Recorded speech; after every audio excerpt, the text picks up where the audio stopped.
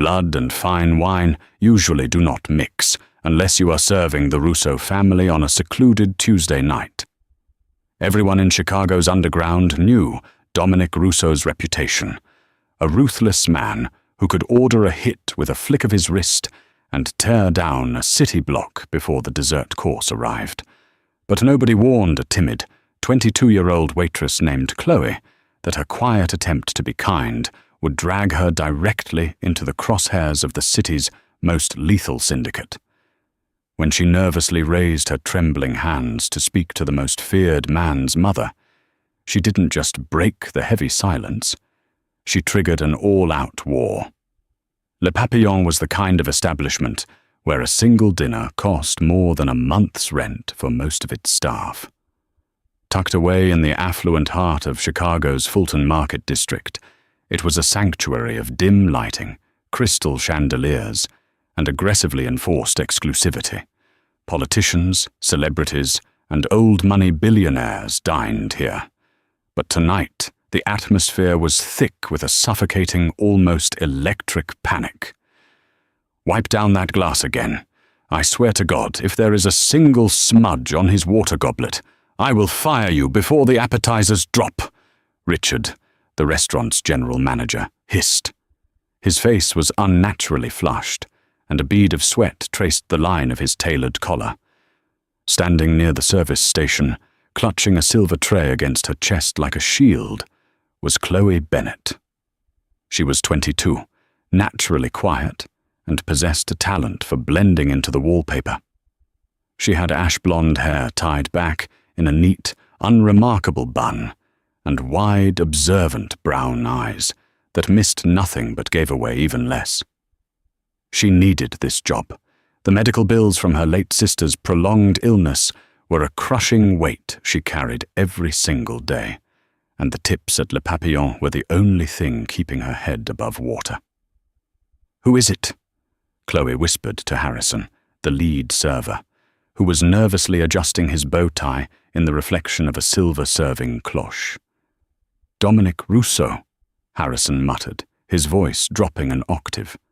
"The head of the Russo syndicate. Word on the street is he just absorbed the Romanos' territory down in Southside last week. It got messy. And tonight, he's bringing his mother. He rented out the entire back half of the dining room." Before Chloe could process the sheer danger attached to that name, the heavy mahogany front doors swung open. The temperature in the restaurant seemed to drop 10 degrees. 4 men in immaculately tailored dark suits stepped in first, their eyes scanning the room with predatory efficiency. They weren't just security, they were soldiers. A moment later, Dominic Russo entered. He was devastatingly tall, radiating a dark, coiled energy that immediately commanded the space. His sharp jawline was shadowed by a faint stumble, and his eyes, a striking, cold steel blue, swept over the trembling staff with utter indifference. Beside him walked his underboss, a lean, scarred man named Silas, whose cruel smirk suggested he enjoyed the terror they inspired. But it was the woman resting her hand delicately on Dominic's forearm that caught Chloe's attention. Isabella Russo was in her late 60s, dressed in an elegant pearl-white blazer and matching trousers. Her silver hair was styled impeccably, and diamonds sparkled discreetly at her throat. Yet, despite the wealth and power surrounding her, there was a profound sadness in her eyes. It was the look of someone stranded on a deserted island, watching ships pass by without ever stopping. She looked around the opulent restaurant, not with the arrogance of a Mafia matriarch, but with a quiet, detached isolation. "All right, Harrison, you are on point," Richard whispered furiously. "Do not look Mr. Russo directly in the eyes unless addressed. Chloe, you are backing Harrison up. Water, bread, clearing plates. You are a ghost. You do not speak. You do not exist. Go." Chloe's heart hammered against her ribs like a trapped bird. She nodded, smoothing down her black apron, and followed Harrison into the lion's den. As they approached the massive mahogany table situated in the center of the private dining area, Dominic was carefully pulling out a chair for his mother. The tenderness with which this notoriously violent man treated the older woman was a jarring contrast to the heavy, lethal presence of his bodyguards standing at the room's perimeter. "Good evening, Mr. Russo. Welcome to Le Papillon," Harrison greeted, his voice trembling only slightly. "We are deeply honored to have you and your mother dining with us tonight." Dominic didn't even look up as he took his seat. He simply flicked 2 fingers. "Menus, and bring a bottle of the 82 Bordeaux. Now." "Right away, sir." Chloe stepped forward, her hands steady despite the fear coursing through her veins, and began pouring the sparkling water.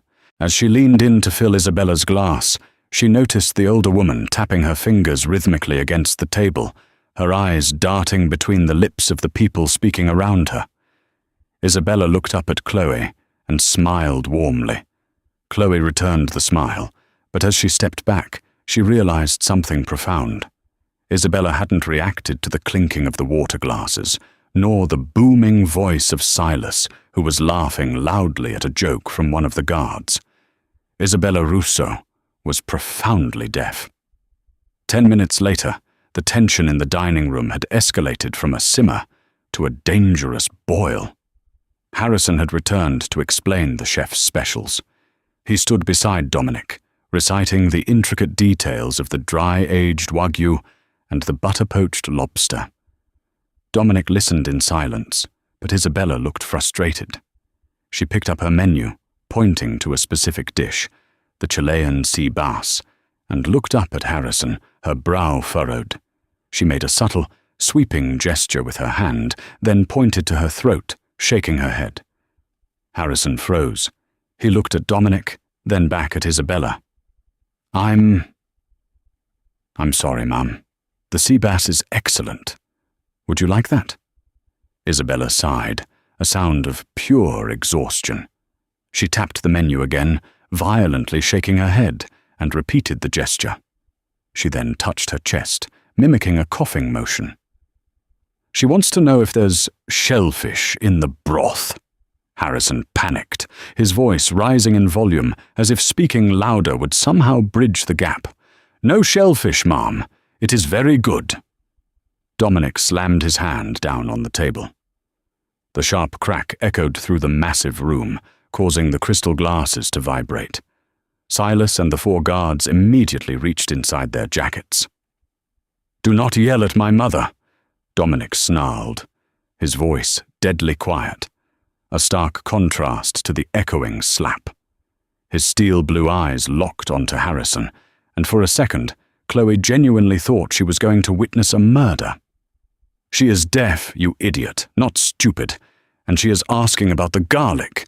It gives her severe heartburn." I apologize, Mr. Russo," Harrison stammered, his face draining of all color. He was sweating so profusely it was dripping onto his collar. I didn't understand." "Clearly," Silas sneered from across the table, leaning forward with a predatory glint in his eye. "Maybe we should find a restaurant with staff who have an IQ above room temperature, Dom." Isabella touched Dominic's arm, her face etched with distress. She hated this. She hated the fear she inadvertently caused, and she hated the isolation of her world. She looked down at her hands, the fight draining out of her. She was the mother of a king, yet she couldn't even order her own dinner without sparking a crisis. From the service station, Chloe watched the scene unfold. Every survival instinct she had screamed at her to stay put.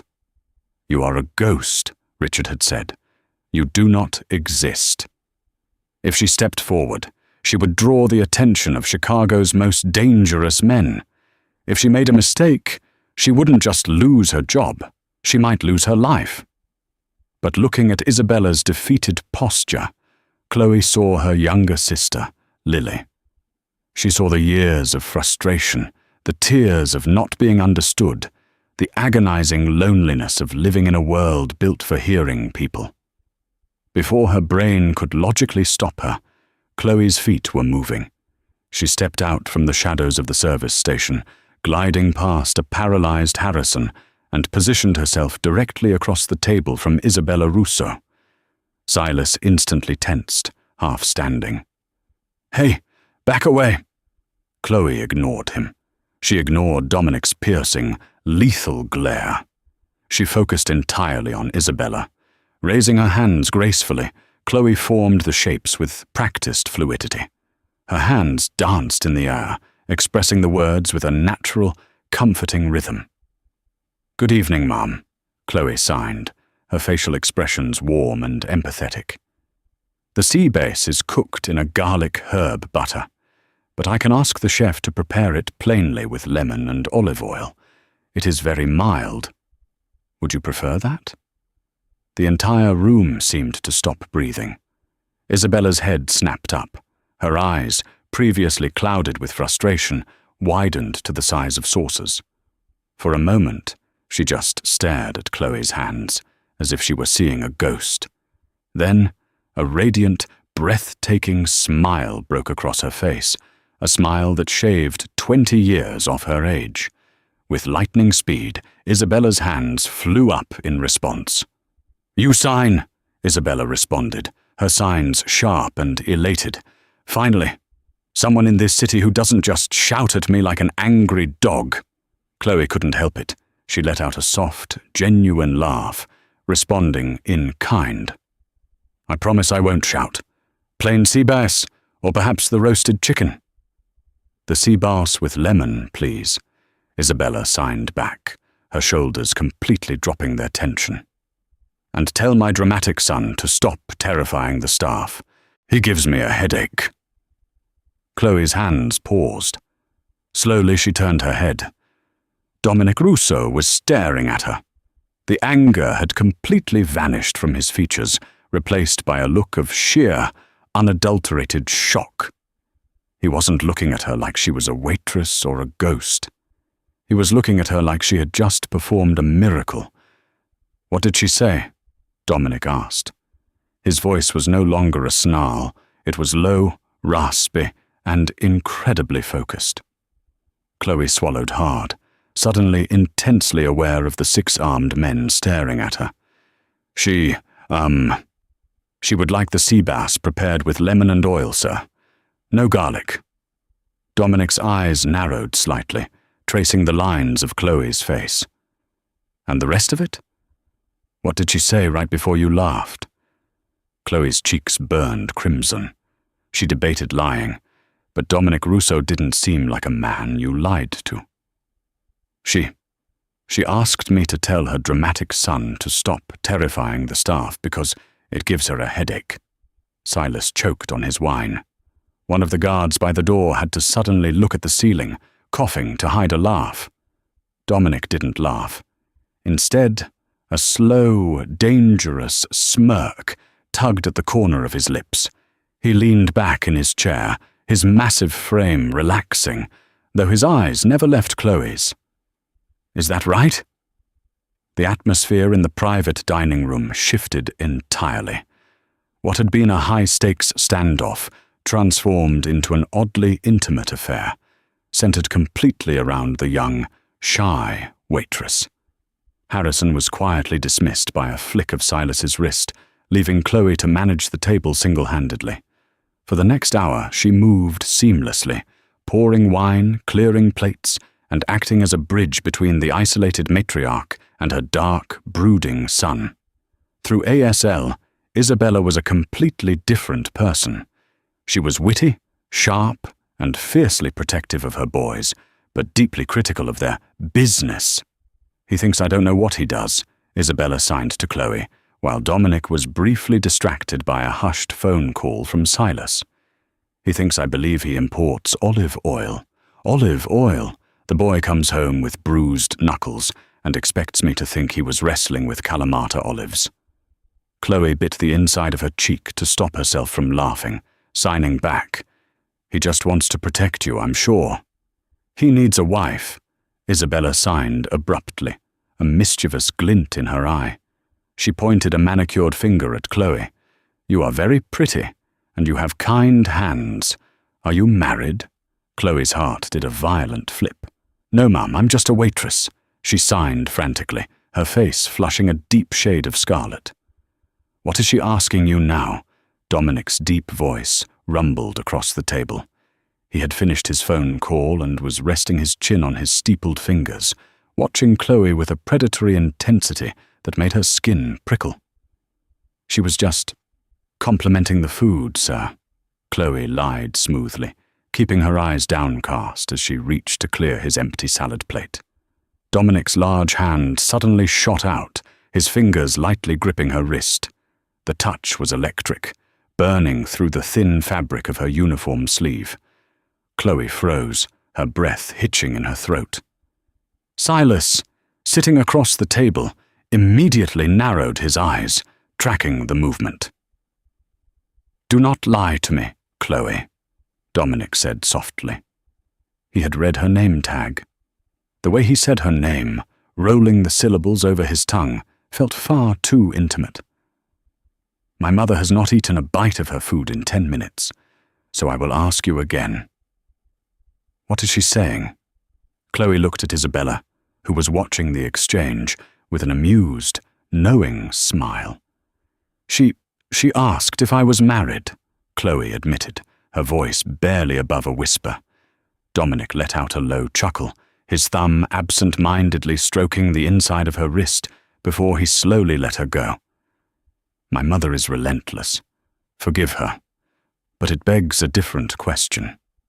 He leaned forward, the shadows of the room playing across his sharp features. "Where does a girl like you learn to speak like that? You aren't just reciting alphabet cards. You're fluent. You speak it like a native." Chloe stepped back, clutching the dirty plates to her chest as if they could act as armor. "My younger sister, Lily. She lost her hearing due to a fever when we were babies. We grew up signing. It was our first language."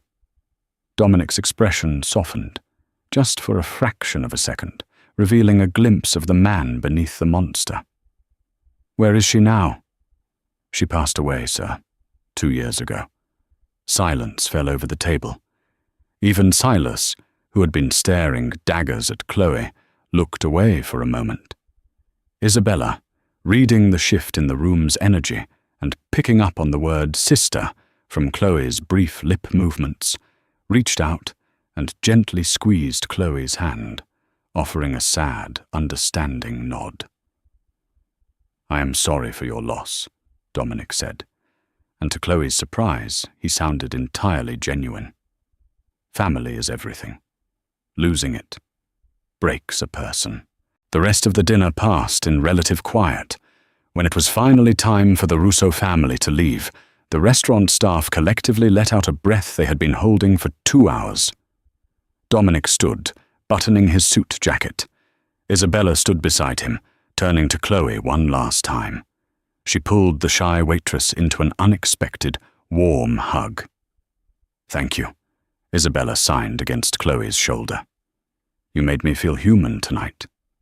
"It was my honor," Chloe signed back, her eyes welling with unshed tears. As they pulled apart, Silas approached Dominic, leaning in close. "Boss, we need to run a background check on this girl. Romanos have spies everywhere.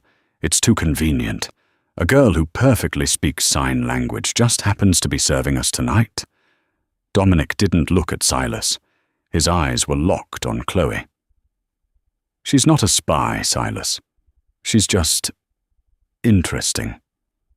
Dominic reached into the breast pocket of his jacket, pulling out a thick, black leather money clip. He didn't look at the bill presented in the leather folio on the table. Instead, he peeled off a stack of crisp $100 bills, easily $10,000, and tossed it carelessly onto the table. Then, he stepped directly into Chloe's personal space. He was so close she could smell the rich scent of cedar, expensive scotch, and something dark and metallic. "That tip is for you, exclusively," Dominic said, his voice dropping to a low, gravelly whisper, meant only for her ears. If I find out management took a single dime of it, I will burn this restaurant to the foundation." Chloe trembled, completely unable to break eye contact with him. I can't accept this, Mr. Russo. It's too much." Dominic reached out, lightly tucking a stray strand of ash-blonde hair behind her ear. The gentle gesture was completely at odds with the terror he inspired. "You can, and you will," Dominic replied smoothly. He turned on his heel, walking toward the exit as his guards fell into formation around him.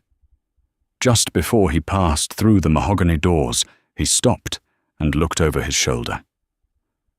"I'll be seeing you very soon, Chloe." It wasn't a farewell. It was a promise. And as the heavy doors closed, plunging the restaurant back into normal reality, Chloe stared at the mountain of cash on the table, a cold realization washing over her. She hadn't just saved her job tonight. She had caught the eye of the devil, and there was no hiding in the shadows anymore. For 3 days, the $10,000 sat in a weathered Nike shoebox under Chloe's bed, radiating a kind of dark, heavy gravity. To anyone else in the Fulton Market dining scene, a massive tip was a cause for celebration. For Chloe, it felt like a tracking device.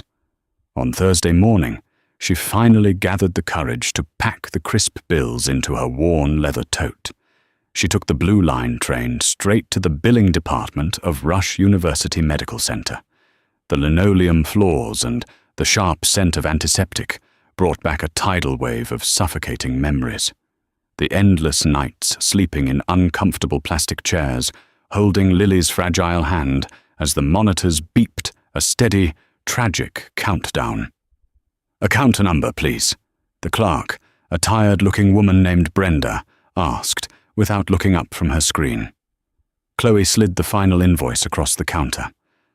"I'd like to pay the remaining balance, in cash." Brenda's eyes widened as Chloe systematically stacked the $100 bills on the counter. $9,420, the exact price of her sister's final, desperate treatments. As the clerk printed the receipt, stamping it with a heavy, red, paid in full, a massive, invisible weight lifted off Chloe's chest. She walked out of the hospital into the biting Chicago wind, pulling her thrifted wool coat tighter around her. She was finally free. Or so she thought. Chloe spent her afternoons working a second, much quieter job as a barista at the Bourgeois Pig Cafe in Lincoln Park. It was a cozy, bohemian sanctuary, filled with mismatched velvet armchairs, dusty bookshelves, and the constant hum of college students cramming for exams. It was safe. It was ordinary. At 3:15 p.m., the ordinary world completely shattered. The bell above the cafe door didn't just chime, it violently jingled as 2 broad-shouldered men in dark trench coats stepped inside. They didn't order coffee.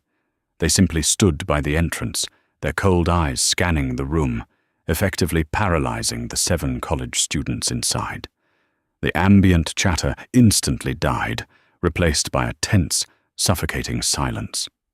Then Dominic Russo walked in. He looked entirely out of place in the quaint, dusty cafe.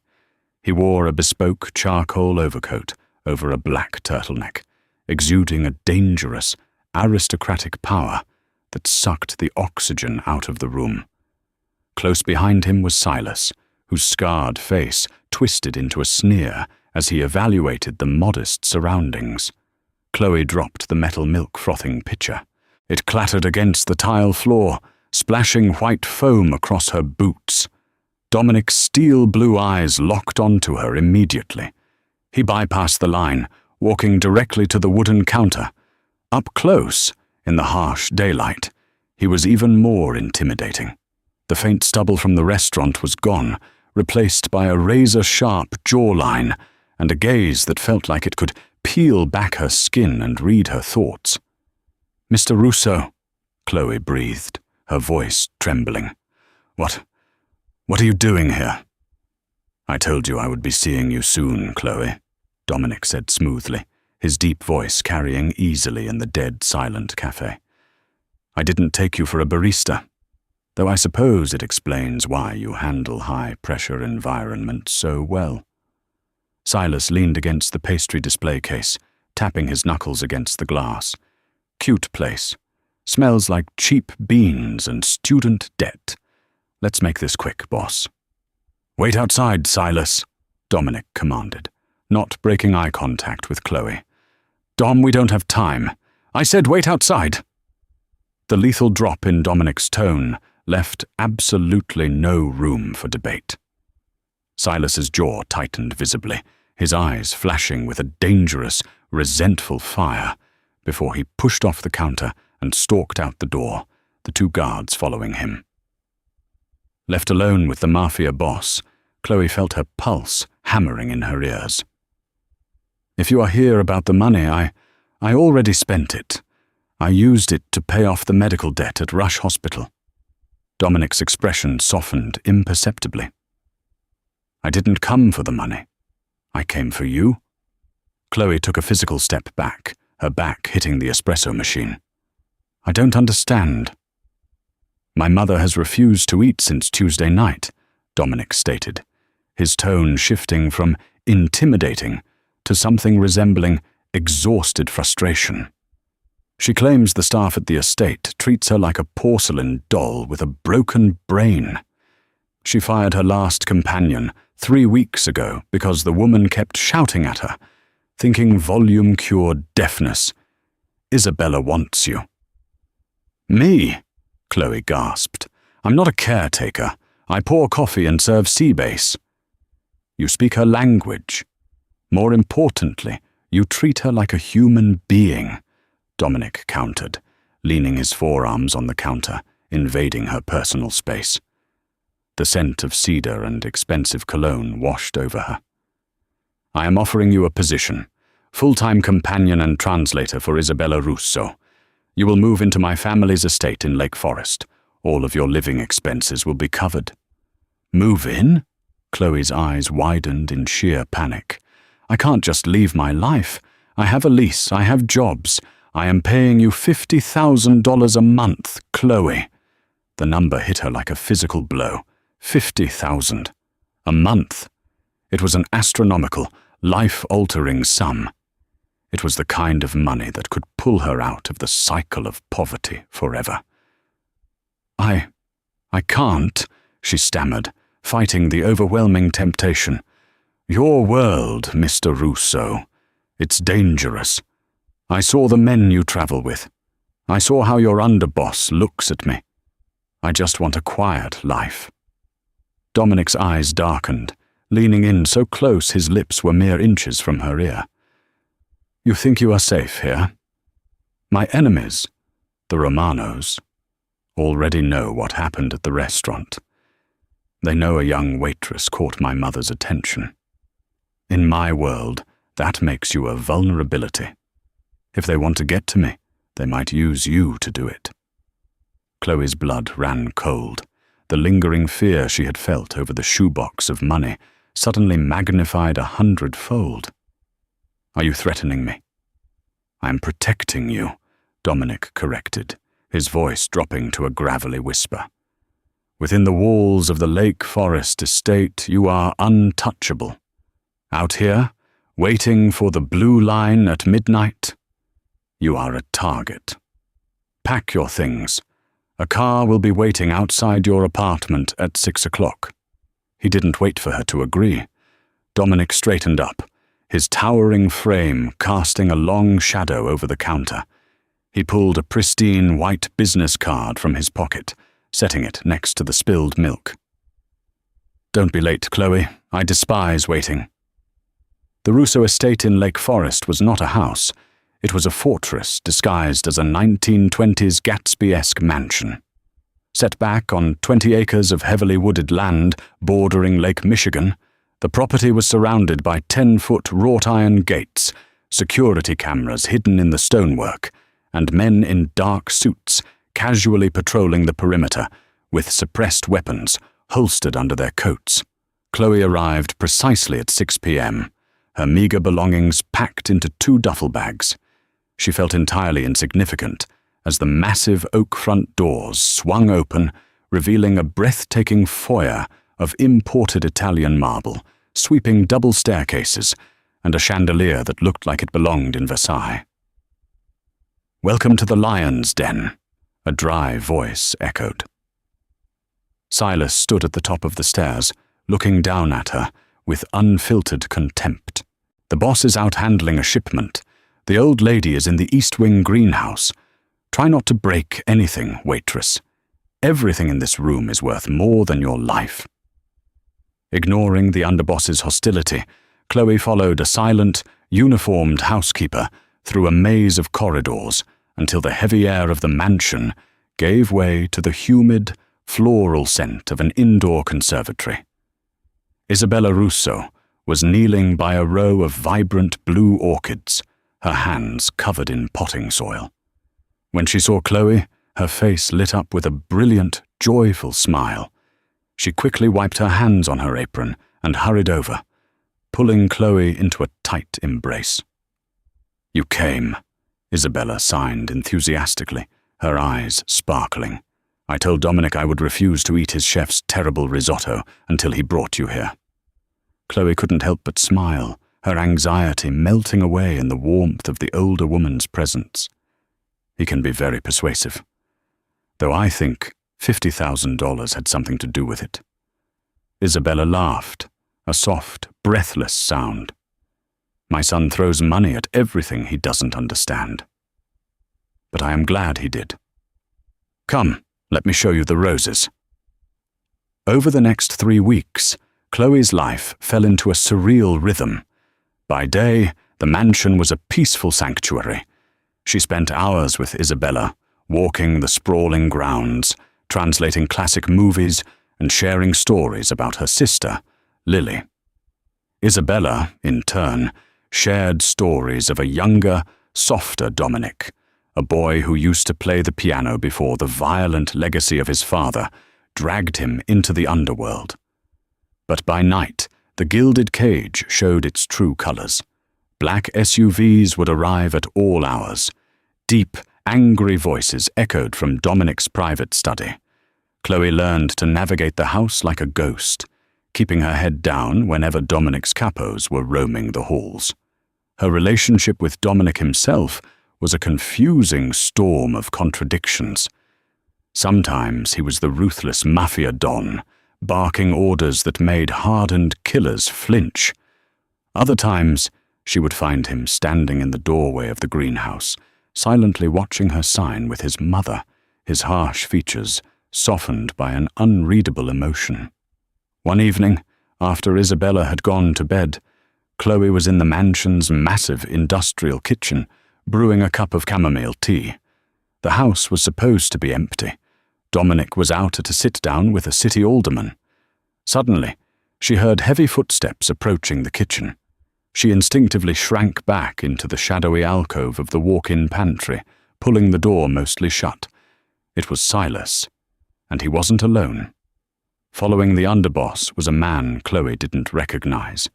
He was older, wearing a flashy pinstripe suit, with a jagged scar running from his ear down to his collarbone. "You're taking a massive risk bringing me here, Silas," the scarred man hissed, his thick Chicago accent grating against the silence of the room.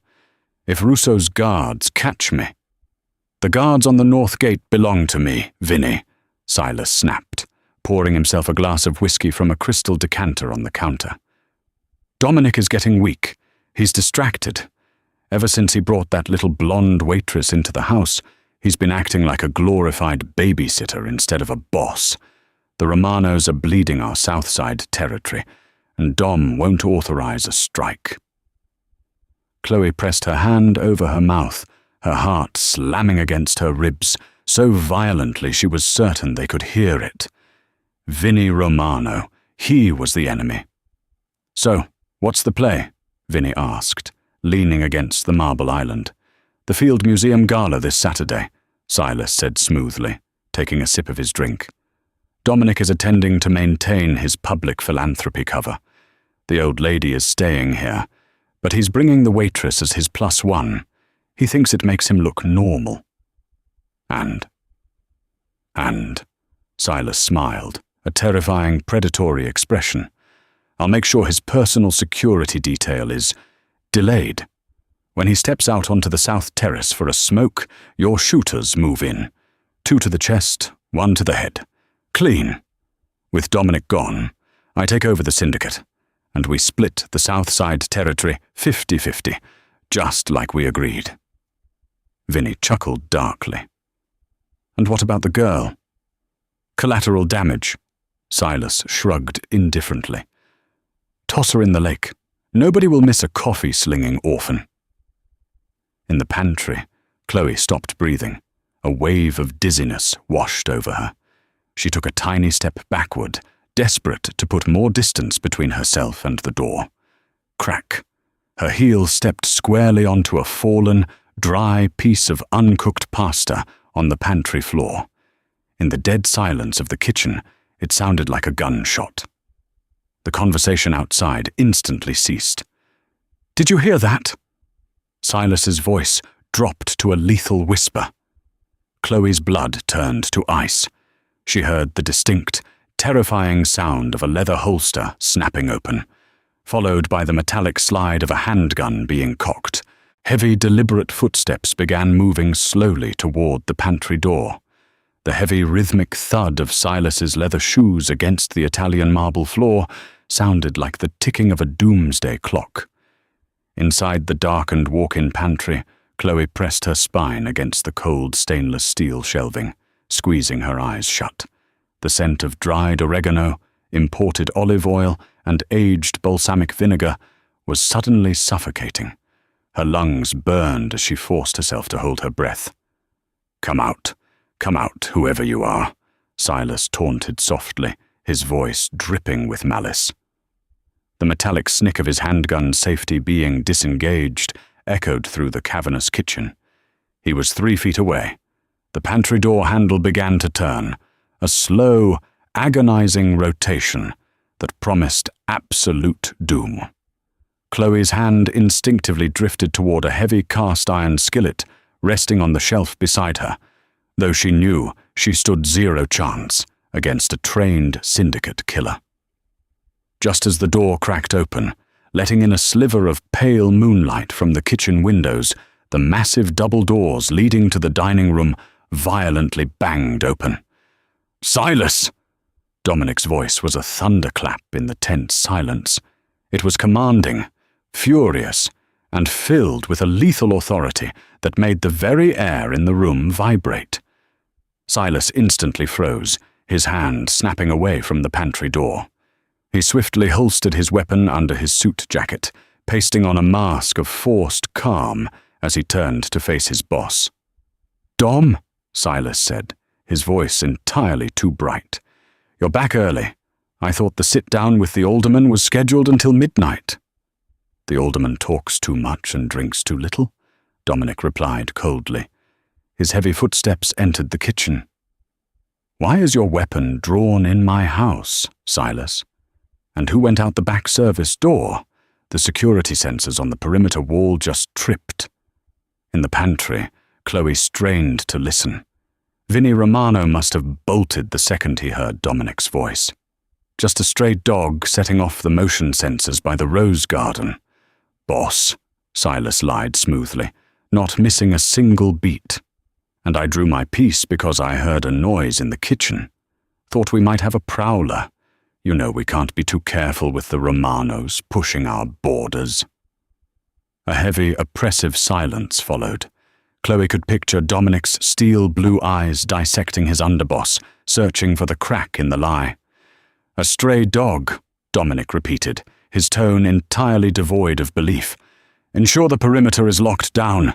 Double the guard on the north gate. Then get out of my sight. I want to sleep." "Sure thing, boss," Silas replied. His footsteps retreated, fading down the long hallway until the heavy thud of the security door confirmed he was gone. Chloe didn't move. She remained frozen against the shelving, her entire body trembling so violently the glass jars next to her rattled. She waited 1 minute, then 2. Suddenly, the pantry door was yanked completely open. Chloe gasped, raising her hands to defend herself, but it was Dominic standing in the doorway. The harsh, fluorescent light of the kitchen cast deep shadows over his sharp features. He looked exhausted, his tie loosened and the top button of his shirt undone, but his eyes were entirely alert. "You can breathe now, Chloe," Dominic said softly, his voice losing its harsh edge. "He's gone." Chloe stumbled out of the pantry, her knees giving way. Before she could hit the floor, Dominic's strong hands caught her elbows, hauling her up against his solid chest. The scent of cedar, expensive scotch, and the cold night air clung to his overcoat, grounding her frantic senses. He was going to kill me," she stammered, tears of sheer terror finally spilling hot and fast down her cheeks. "He brought a man here. Vinnie Romano. They were standing right there." Dominic's entire body went rigid. The hands holding her arms tightened imperceptibly. "Vinnie Romano was in my kitchen." "Silas let him in," Chloe whispered frantically, looking around the empty room as if the underboss might materialize from the shadows.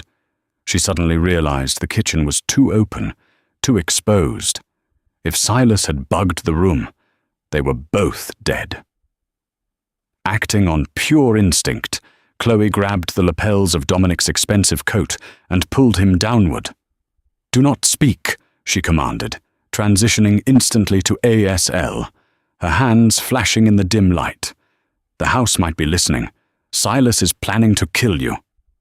Dominic's eyes widened in surprise, but he quickly understood. He nodded once, a sharp, tight movement. "This Saturday," Chloe signed, her fingers trembling slightly as she forced herself to make the shapes clear and precise. "At the Field Museum Gala, Silas said you are taking me with you to the South Terrace for a smoke. He is delaying your security detail. Romano's shooters will be waiting. 2 to the chest, 1 to the head. He wants to take over the syndicate and split the South Side territory with the Romanos." Dominic stared at her hands, processing the sheer weight of the betrayal.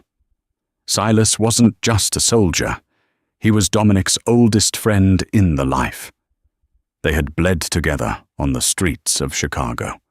To hear that he was orchestrating an assassination with their greatest enemy was a wound that cut deeper than any blade.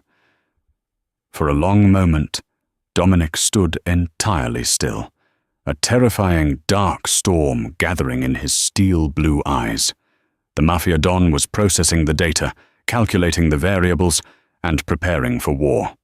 Then his gaze softened as he looked down at the terrified young woman still clutching his coat. He gently wrapped his large, calloused hands over hers, halting her trembling fingers. "You risked your life to stay hidden and listen," Dominic murmured, his voice so low it was barely a vibration in the air. "If you had run, they would have caught you. If you hadn't told me, I would be a dead man on Saturday." "I couldn't let them hurt you," Chloe whispered back, the truth slipping out before she could stop it. She wasn't just staying for Isabella anymore. Sometime between the quiet moments in the greenhouse and the protective way he watched over his family, the ruthless Mafia boss had claimed a piece of her heart. Dominic reached up, his thumb gently wiping a tear from her cheek. The gesture was fiercely protective. "Silas made a fatal miscalculation tonight," he vowed, his voice a dark, unbreakable promise. "He underestimated the Waitress. I promise you, Chloe, no one will ever underestimate you again. Now go to my mother's wing. Lock the door. Do not let anyone in unless it is me." "What are you going to do?" she asked, her voice shaking. A cold, lethal smirk graced Dominic's lips. "I am going to prepare for a gala." Saturday night descended upon Chicago, with a bitter, biting chill rolling off Lake Michigan. The Field Museum of Natural History, a colossal neoclassical structure of white marble, was entirely illuminated, its grand columns glowing against the dark, starless sky. Inside, the Stanley Field Hall was transformed into a playground for the city's elite. Waiters in crisp white tuxedos circulated with trays of crystal champagne flutes, while the wealthiest philanthropists, politicians, and socialites mingled beneath the towering, skeletal remains of Maximo the Titanosaur. Chloe stood near a massive marble pillar, feeling like an imposter wrapped in luxury. She wore a breathtaking, floor-length gown of emerald green silk that clung gracefully to her frame, her ash-blonde hair swept up into an elegant twist, held in place by diamond pins that Dominic had personally fastened. She looked nothing like the terrified barista from Lincoln Park. She looked like a queen of the underworld. "You are shaking," Dominic noted softly, stepping up beside her. He looked devastatingly handsome in a bespoke, midnight black tuxedo. To the rest of the room, he was a generous benefactor. To Chloe, he was the only shield keeping her alive. "I have never been bait before," Chloe murmured, keeping her eyes fixed on the crowd. Across the hall, standing near the Egyptian exhibit entrance, was Silas. He raised a glass in their direction, offering a slick, knowing smile. "You aren't bait, Mia Cara," Dominic corrected gently, slipping his hand to the small of her back.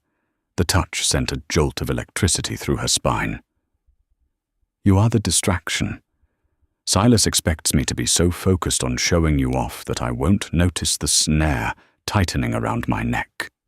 He checked the heavy Rolex on his wrist. 10:45 p.m. "It's time," Dominic said. He offered her his arm. Chloe took a deep breath, steeling her nerves, and looped her arm through his.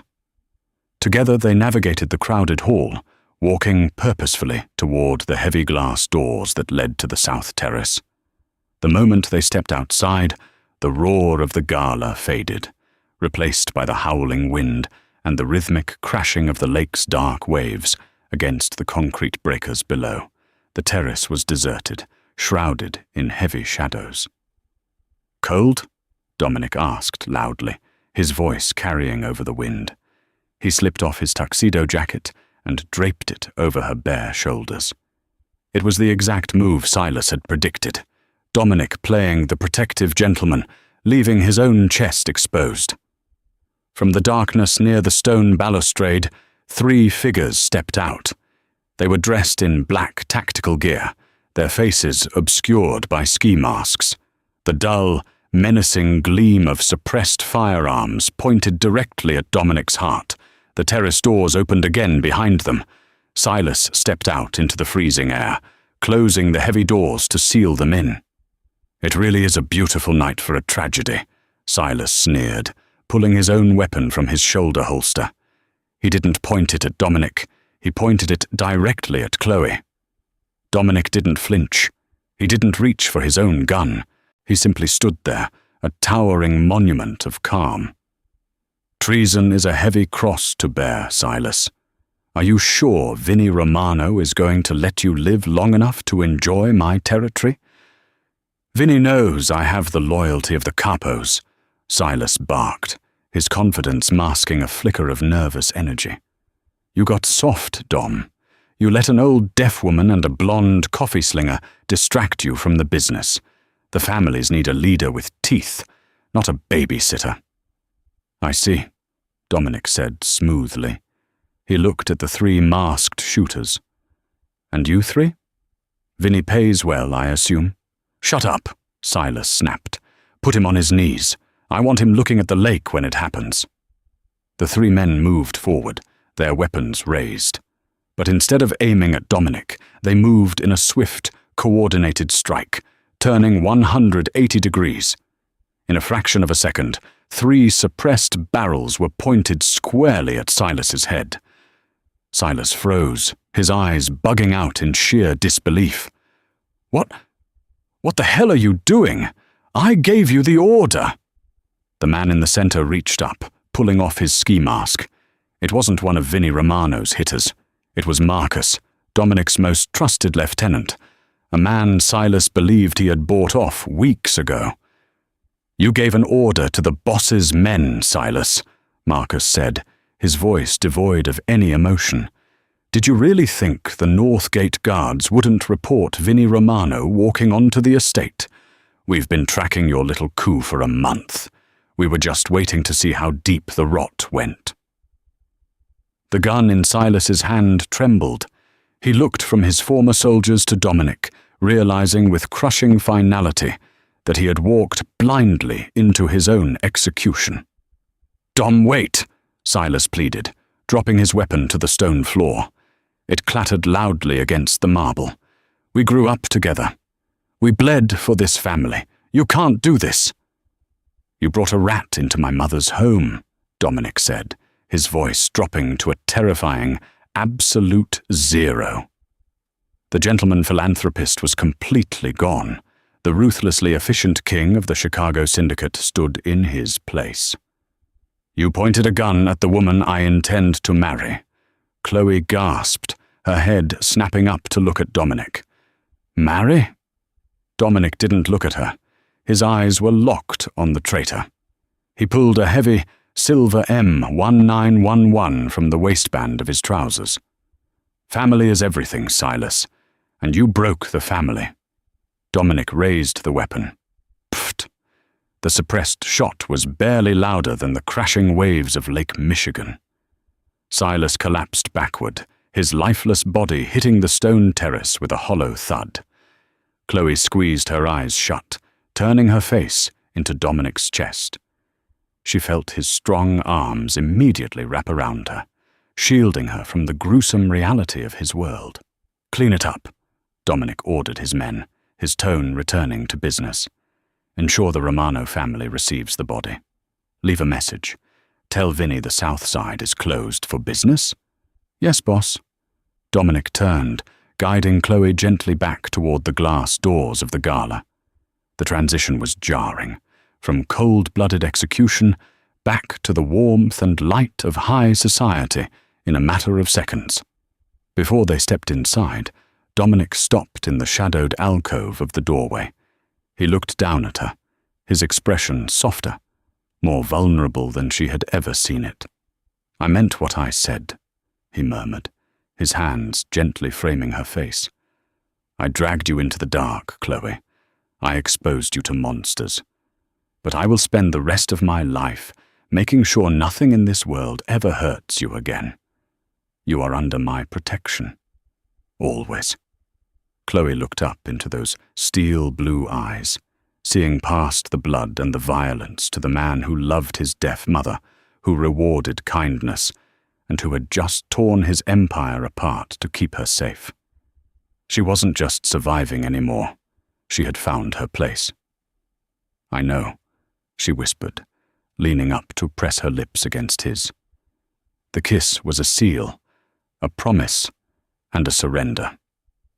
When they walked back into the glittering ballroom of the Field Museum, no one knew that the balance of power in Chicago had just violently shifted.